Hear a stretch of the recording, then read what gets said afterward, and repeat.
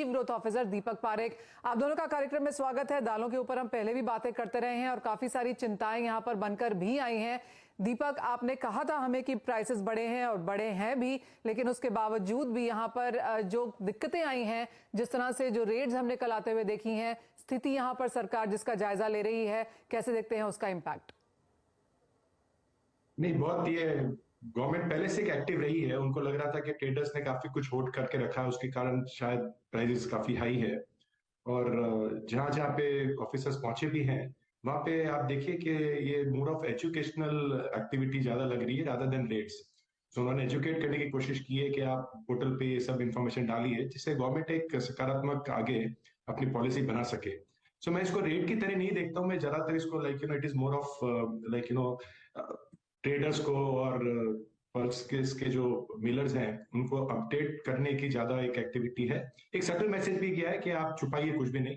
लेकिन जहां तक ये पूरी एक्टिविटी के बाद क्या इसका इम्पैक्ट दालों के भाव गिरने में आएगा, सो मुझे नहीं लगता है कि इससे कुछ ज्यादा फर्क पड़ेगा जहां तक भावों की बात है।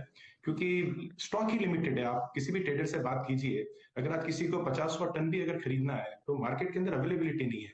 आपको 4 अलग अलग स्टेट के अंदर पूछना पड़ता है, तो शायद आपको 20, 25, 30, 40 मेट्रिक टन माल मिल रहा है। सो तुअर में मुझे लगता नहीं है कि ये सारी इनिशिएटिव से अगर उसका प्राइस पे कोई इम्पेक्ट आएगा। लेकिन हाँ, ठीक है कि गवर्नमेंट को ये बिल्कुल जरूरी है कि उनको पता होना चाहिए कि कितना स्टॉक पड़ा है, कहाँ पड़ा है, और उसके हिसाब से वो अपना फ्यूचर का प्लान और पॉलिसी डिसीजंस ले सके। पर क्या व्यू है आगे जाके? तो मैं डिसएग्री करता हूँ कि नरमी है। नरमी बिल्कुल नहीं है और तेजी कंटिन्यूसली है। हाँ, definitely there is always a course correction, जिसने अगर माल लेके बैठा है कोई भी आदमी, जब सरकार का एक तरह से इस तरह का एक्शन होता है तो थोड़ा सा पैनिक आता है। और डेफिनेटली कई बार 4 घंटे, कई बार 2 दिन थोड़े भाव कमजोर होते हैं, लेकिन फिर फंडामेंटल्स वापिस आ जाते हैं। और जो मैं आपको फरवरी से बोल रहा हूँ, फंडामेंटल ये बोल रहे हैं कि हमारे पास सप्लाई नहीं है और डिमांड के अंदर गिरावट नहीं आ रही है। हाँ, डेफिनेटली अगर हम बात करते हैं सब्स्टिट्यूशन ऑफ दूसरी पल्सेस से या दूसरी और दालें हैं तुअर के मामले के अंदर, वो कोशिश आई थिंक जितनी इफेक्टिवली करनी चाहिए थी वो नहीं हुई है।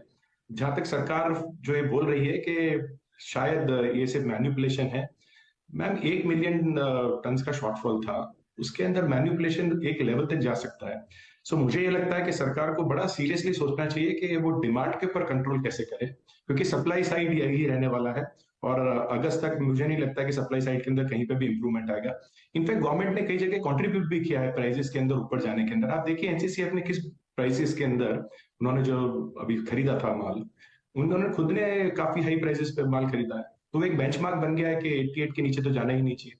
जब आप बेंचमार्क ही सेट इतना हाई कर देंगे गवर्नमेंट प्रोक्योरमेंट के अंदर, सो चाहे ट्रेडर हो, चाहे किसान हो, चाहे दाल मिल वाले हो, डेफिनेटली अगर उनको सामने दिखता है कि विद इन द गवर्नमेंट के पैरामीटर्स, लॉ के हिसाब से अगर वो काम कर सकते हैं, उसमें अगर उनको प्रॉफिट दिख रहा है तो प्रॉफिट लेंगे। और दूसरा है कि अगर हम दाल मिलों की भी बात करें, जब उनको इनपुट ही महंगा मिलेगा तो आउटपुट को उनको महंगा ही बेचना पड़ेगा। कन्वर्जन कॉस्ट है, मार्केटिंग कॉस्ट है। सो वो कॉस्ट को ऐड करके अगर वो बहुत मिनिमम प्रॉफिट पे भी अगर खेलते हैं तो उसके बाद भी प्राइसेस दाल के ज्यादा ही रहने वाले हैं। सो मुझे लगता है कि डेफिनेटली सरकार को ट्रेडर या इंडस्ट्री को राइट कल्प्रिट की जगह उनको एज अ पार्टनर लेना चाहिए। और इसके अंदर सोल्यूशन एक ही है कि आपको सब्स्टिट्यूशन पे काफी इफेक्टिवली काम करना पड़ेगा। और आगे फ्यूचर के अंदर भी अगर गवर्नमेंट प्रोक्योरमेंट के अंदर इतना पैनिक बाइंग नहीं दिखाएगा तो फिर भी कंट्रोल में रहेगा। अगर गवर्नमेंट मार्केट में भी फॉर एग्जांपल 10,000 मेट्रिक टन का जो टेंडर आया है, एनसीसीएफ किस भाव पे वो खरीदता है, अगर वो भी काफी हाई हाई प्राइसेस पे खरीदेगा तो डेफिनेटली ट्रेडर को भी लगेगा कि जब इस भाव के ऊपर गवर्नमेंट ने बेंचमार्क सेट कर दिया परचेस का, सो उससे सस्ते में तो मैं क्यों बेचूं। सो ये सारे फैक्टर्स हैं एंड आई बिलीव के ये फैक्टर्स प्ले करेंगे आगे भी। यहाँ से गोइंग फॉरवर्ड मुझे लगता है कि still we are looking at prices और बढ़ने के चांसेस हैं। लास्ट टाइम मैंने आपको बेंचमार्क दिया था कि 92 टू 96। मुझे लगता है कि अगले 15 से 20 दिन या 1 महीने के अंदर it I won't be surprise अगर 100 के आसपास भी पहुंचे तो। ओके, तो प्राइसेस अगले 15 से 20 दिन में और बढ़ते हुए आप देख रहे हैं, प्राइसेस ऊपर की तरफ ही बनी रहेंगी। क्विकली एक चीज और दीपक जी आपसे जानना चाहेंगे, सरकार ने अभी तक स्टॉक लिमिट नहीं लगाई है लेकिन इस पर विचार कर सकती है। अगर विचार किया, ऐसा कोई डिसीजन लिया तो क्या असर आप देखते हैं? मैम उसके अंदर अगेन शायद कुछ घंटे या कुछ दिनों के लिए थोड़ी प्राइस नरम होगी, पैनिक सेलिंग होगी ट्रेडर्स के पास जिनके पास माल है। बाकी again the fundamentals are there. अगर जो दाल मिल वाले हैं उसको तो वैसे भी स्टेट लॉ लगता है, 25% ऑफ टोटल प्रोडक्शन कैपेसिटी वो होल्ड कर सकता है, उसमें आप चेंजेस कैसे करेंगे? और अगर दाल मिल को ही आप बंद करवा देंगे, उनको अगर आप बफर स्टॉक नहीं रखने देंगे, तो फिर आपको दाल की अवेलेबिलिटी में और चैलेंज होगी, और अगर दाल नहीं आएगी उसके बाद डेफिनेटली बिकॉज सप्लाई और कम हो जाएगी, तो आई डोंट थिंक वो नीचे जाएंगे। सो स्टॉक लिमिट मेरे ख्याल से एक सही तरीका नहीं होगा इसको मेंटेन करने का। एक गवर्नमेंट डेफिनेटली ये कर सकती है कि लाइक अगर वो महंगे में खरीद रही है, सस्ते में उतारने की कोशिश करे मार्केट के अंदर।